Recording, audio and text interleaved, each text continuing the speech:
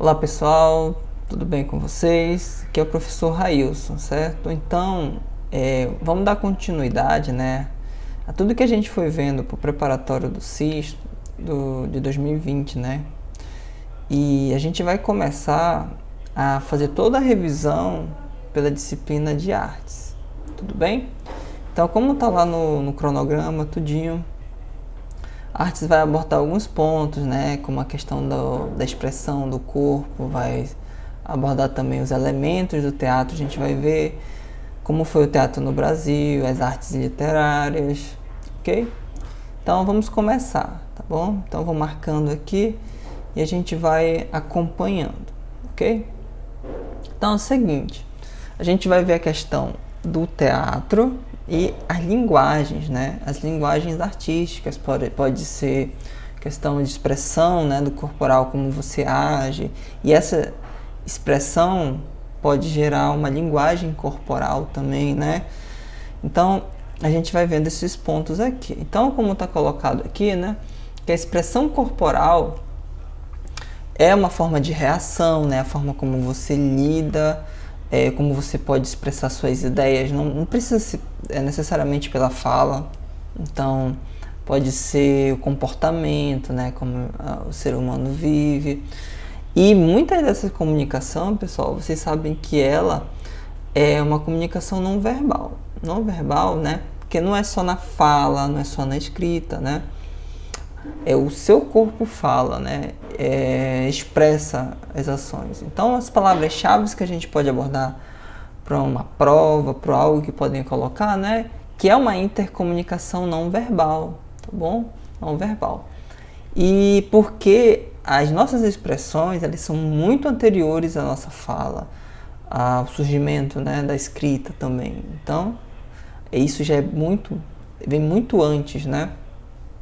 E aí também a expressão corporal no teatro, ela tem funções, né? E o que vai acontecer, né?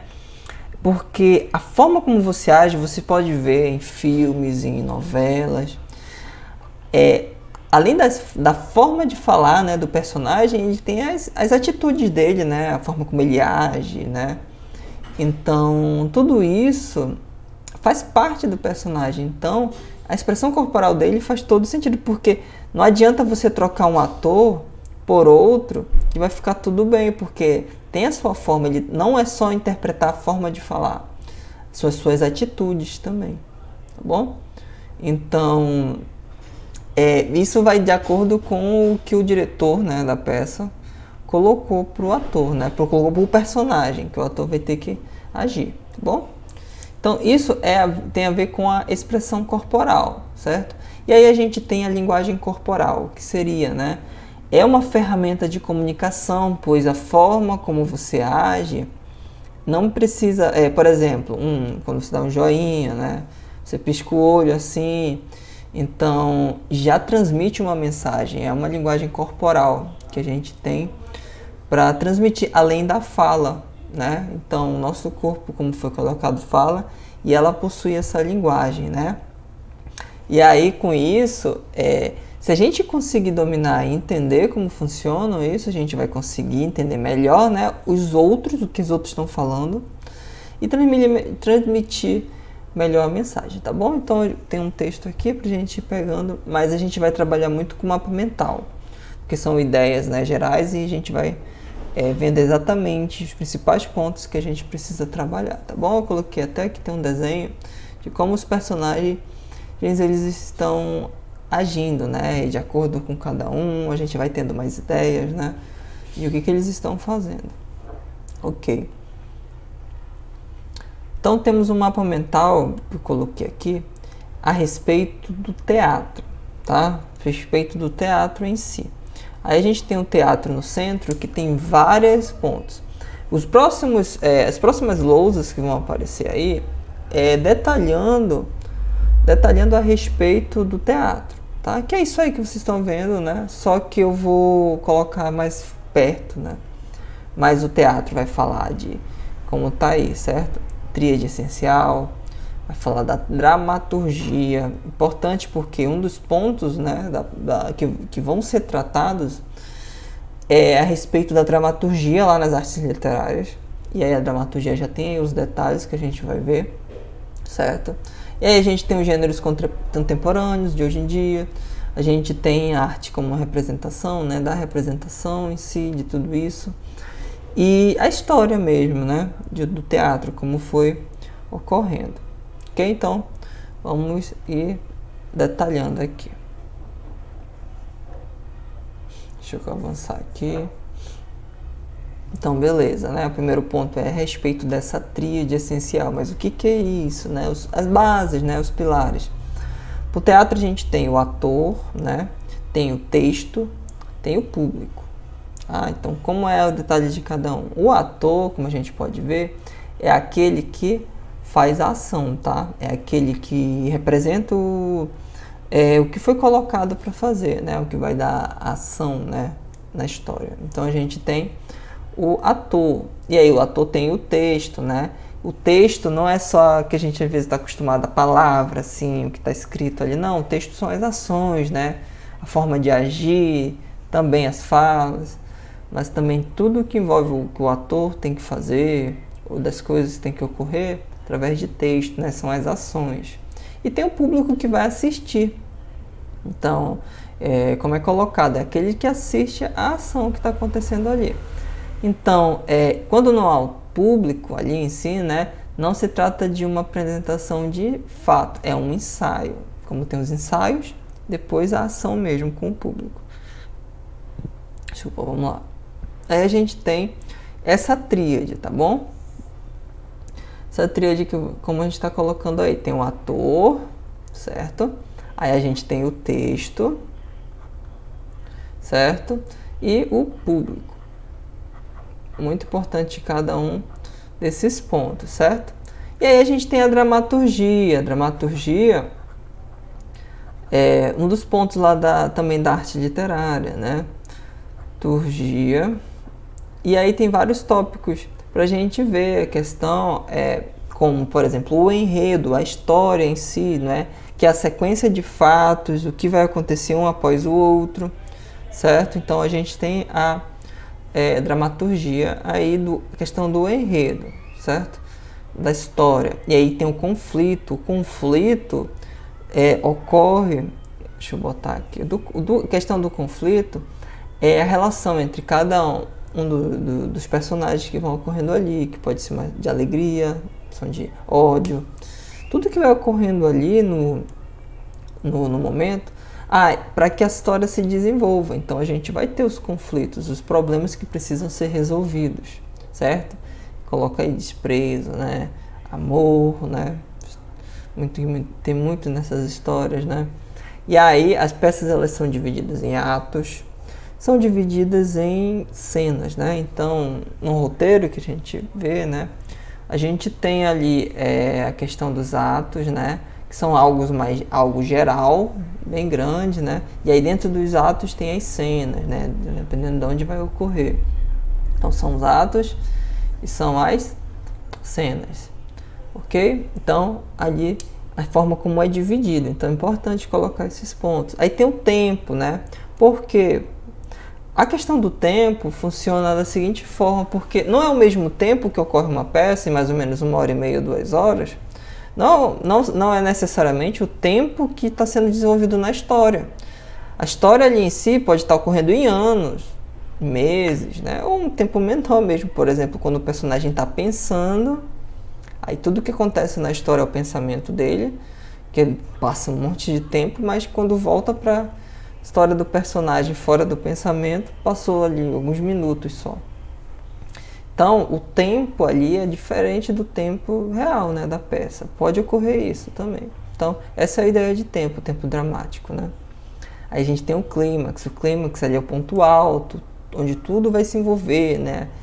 As coisas vão correr para aquele ponto e a gente vai ficar assim, vidrado, querendo saber como é que vai terminar a história, né? Que vai chamar a nossa atenção. E a gente tem a rubrica. Lá na rubrica a gente tem...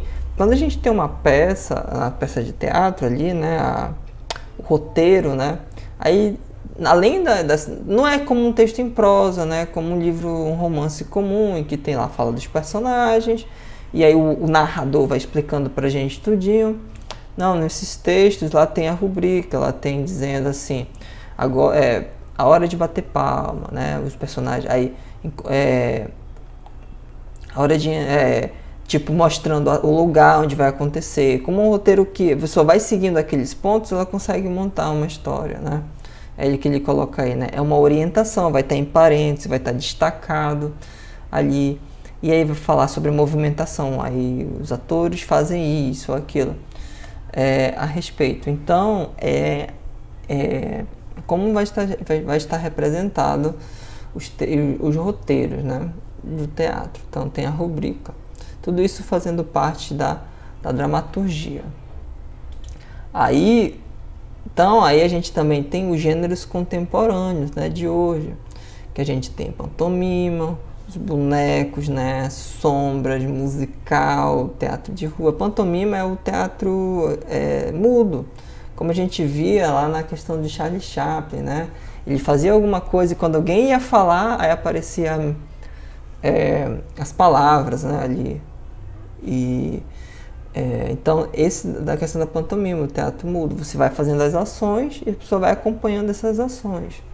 Aí tem os bonecos, né, as sombras, quando é projetado atrás, por exemplo. A luz bate, aí você a câmera, as peças só se mostram as sombras ali de alguém fazendo alguma coisa, silhueta, né? Mas não aparece a pessoa em si, né, os personagens. Mostra a sombra deles agindo, né? Musical aí é como a gente pode ver nos filmes, que tem a história em si, aí de repente eles começam a cantar, ou a obra voltado a isso, a musical, ou a obra em si, eles usam cantado, né, para isso, e os teatros de rua, né, onde ao ar livre, né, vai sendo feito a peça em si, né, de teatro, ok? Aí a gente tem aqui a arte da representação, que é a questão do teatro mesmo. E no teatro, o edifício, né, onde a gente assiste, né, é o local onde a gente assiste, o local construído exatamente para aquilo, né.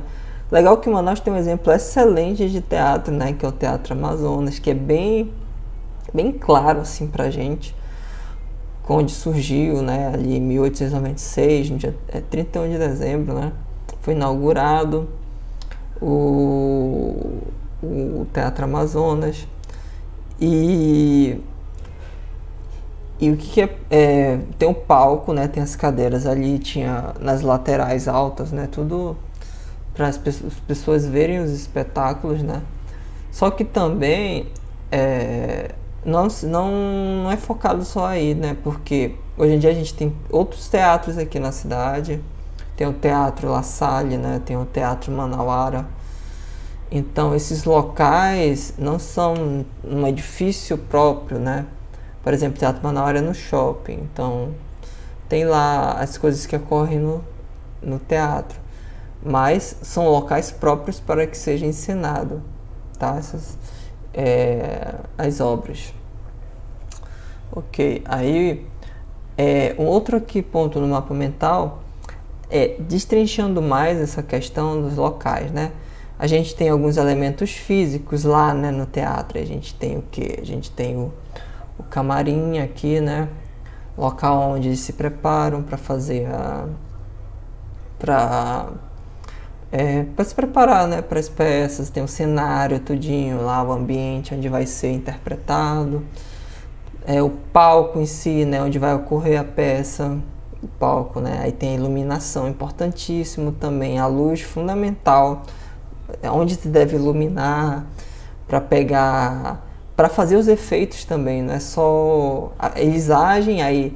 Se for uma cena, né, uma cena mais focada naquele personagem, então a luz vai centrar nele, o resto do ambiente vai ficar mais escuro, tudo isso. Então é bom esses pontos para anotar, né, a questão de camarim, cenário, palco, cortina, né, a cortina é básico ali, cortina para separar um ato do outro ali, fecha a cortina, vai tendo a organização.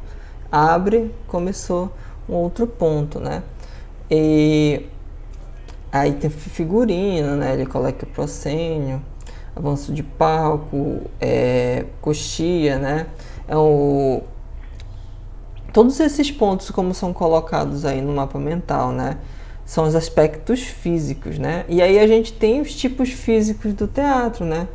Teatro de arena, elisabetano, teatro italiano, teatro de rua, que são detalhes mais específicos dessas formas do teatro, beleza? E aí a gente tem a deixa aí, né? A palavra do final de uma fala que indica a ocasião de réplica do autor, né? Porque você termina de falar, vai seguir para outro personagem, né? Para responder tudinho, ou para ir para outra cena, né? No caso. Então tem isso da deixa, né? A respeito.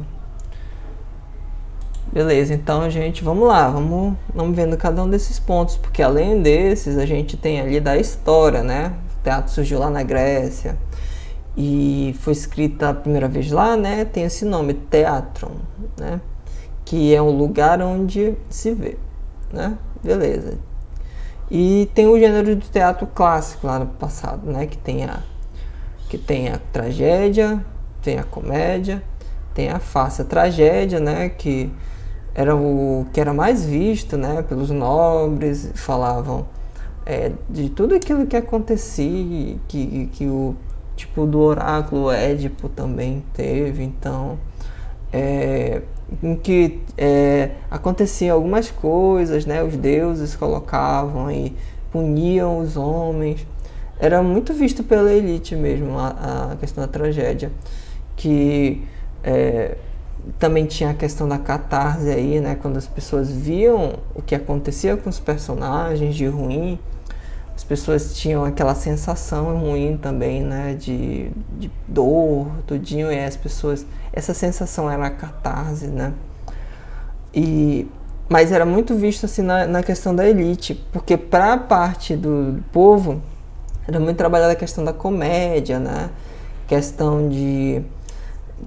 Porque hoje a gente tem esse gênero, né? A gente vê nos filmes e tal, mas é diferente um pouco daquela época que na comédia era mais para retratar, tipo o rei, o imperador era colocado como deboche, alguma coisa assim para fazer as pessoas rirem, né? Eram coisas mais do dia a dia, então era muito da questão do povo mesmo, né?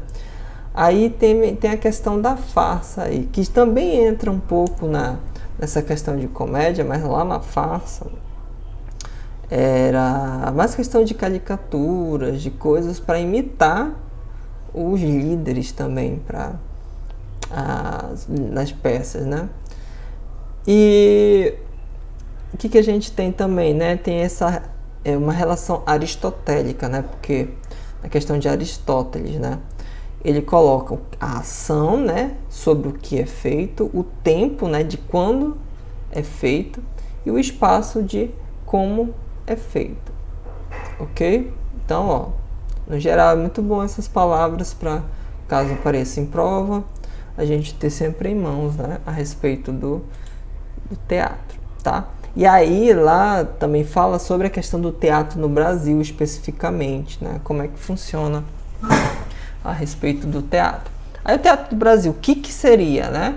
Ele põe, né, lá no início da história do Brasil, né, tem como referência as manifestações ocorridas durante o século XVI, né, com a catequização indígena. Também tinham, os jesuítas colocavam algum desses pontos assim de apresentações, né, para mostrar para os índios a respeito da fé, do cristianismo, para eles entenderem melhor como acontecia, né? Como era o cristianismo e tudo mais. Então era colocado para os índios através desse tipo de ação, né? E aí vai evoluindo, né? Vou até ir passando aqui porque eu coloquei também em detalhes esses pontos aqui, certo? Beleza. Aí o que a gente tem? Aqui no que né, como coloquei, nessa questão a catequização indígena pelos jesuítas, até colocar aqui, né? Pelos jesuítas, beleza? Companhia de Jesus.